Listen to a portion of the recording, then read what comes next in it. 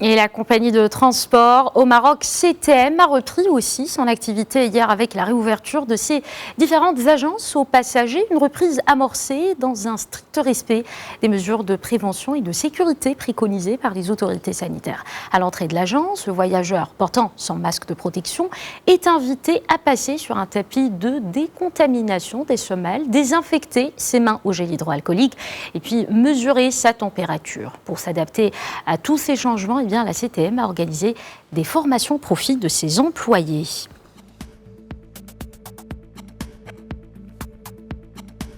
Et tout de suite, la chronique Covid-19 en compagnie de Nadia Paquero. Bonsoir Nadia. Bonsoir Manel. Alors, vous revenez aujourd'hui dans cette chronique sur l'impact de la Covid-19 sur les femmes en général et les femmes actives en particulier, n'est-ce pas ? Oui, exactement. Ce sont les femmes qui sont en première ligne dans la lutte contre l'épidémie du Covid-19. Les femmes ne seraient-elles même pas plus exposés que leurs collègues masculins dans cette crise mondiale? La question est en tout cas clairement posée lorsqu'on lit une récente note de l'OCDE, l'Organisation de coopération et de développement économique, note rédigée dans le cadre du programme MENA OCDE pour la compétitivité et qui affirme que les effets de l'épidémie risquent d'accentuer la fragilité des femmes, mais aussi les inégalités dont elles sont victimes. Outre les violences basées sur le genre, la crise leur impose d'assumer une charge supplémentaire de travail domestique, il faut le dire. Alors, qu'en est-il des femmes marocaines qui assument des responsabilités et notamment des femmes chefs d'entreprise? Je vous propose d'en parler avec Leïla Doukali, présidente de l'AFEM, l'association des femmes chefs d'entreprise du Maroc. Bonsoir et merci d'être avec nous.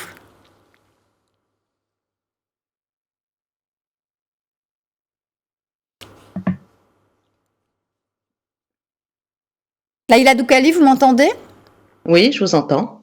Alors, 3 mois, c'est peu pour mesurer avec précision l'impact réel de la crise sanitaire sur les femmes chefs d'entreprise. Est-ce que vous avez pu toutefois relever des évidences? Écoutez, je pense que d'abord, je vous remercie pour votre invitation. Oui, effectivement, 3 mois, c'est peu, mais c'est aussi beaucoup pour ces femmes. Pour ces femmes qui ont été largement impactées et qui vont sortir fragilisées de cette période de confinement. Le confinement, pour moi, a accru l'inégalité genre, de part des responsables, du fait d'un certain nombre de responsabilités familiales qui se sont accrues pendant cette période-là. Excusez, j'ai eu un souci parce que j'ai pas très bien écouté votre question au départ. C'était essentiellement pour savoir si on peut parler de double peine. De double peine. Est-ce que les femmes chefs d'entreprise, est-ce que vous avez pu relever des évidences par rapport à l'impact de cette crise, plus sur les femmes que sur les hommes? Complètement, je l'ai confirmé sur d'autres médias. La charge mentale a été nettement plus importante du fait que, voilà, on sait très bien que les enfants étaient scolarisés à la maison, enfin déscolarisés, mais scolarisés quand même à la maison. Donc ça, de par la responsabilité de la femme de suivre, en plus du télétravail, les devoirs de leurs enfants, la baisse des aides ménagères, tout ça a fait que ça a encore plus accru le déséquilibre dans l'égalité homme-femme. Et je confirme que la femme va sortir encore plus impactée de cette crise que l'homme. Alors une femme qui va sortir plus impactée de cette crise, pourtant elle évolue dans des secteurs névralgiques de la société, monde des affaires, santé, éducation, communication. Comment est-ce que vous esquissez l'avenir immédiat et même le présent, j'ai envie de dire, pour ces femmes qui subissent de plein fouet cette crise dans le pays? Complètement.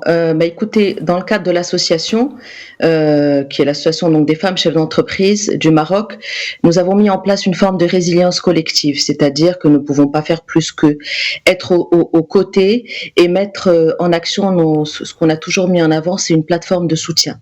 Donc nous avons essayé d'accompagner ces femmes-là à travers un certain nombre de webinaires où en fait on s'inquiétait pour elles, on essayait de les orienter pendant cette période très difficile, les écouter, leur donner des conseils et la FEM sera toujours là à leur côté pour les aider aussi à redémarrer parce que c'est le moment de de la reprise, d'autant plus que dans notre communauté, une grande majorité opère dans les secteurs du commerce et des services, très largement impactés par cette crise. Malheureusement, pour celles qui sont dans le secteur de l'événementiel, nous n'avons aucune visibilité. Et le maître mot actuellement, et c'est ce qui circule, c'est surtout le maintien de l'emploi. Et je ne sais pas dans quelle mesure ça va être possible. Et je voudrais aussi avoir une pensée particulière pour ces autres femmes qui travaillent, qui opèrent majoritairement dans les secteurs de la santé, qui ont été encore plus exposées au Covid-19 et qui ont fait un travail exceptionnel. Un travail exceptionnel, oui, c'est en tels qui ont été le plus explosés, effectivement. Et puis voilà, donc là on a fait une petite parenthèse par rapport aux femmes chefs d'entreprise, mais il y a aussi les femmes actives du Maroc. Vous savez que une grande partie travaille à mi-temps et la réglementation du travail est beaucoup plus souple pour les entrepreneurs, pour ces femmes-là qui travaillent à mi-temps, donc qui facilitent les procédures de licenciement.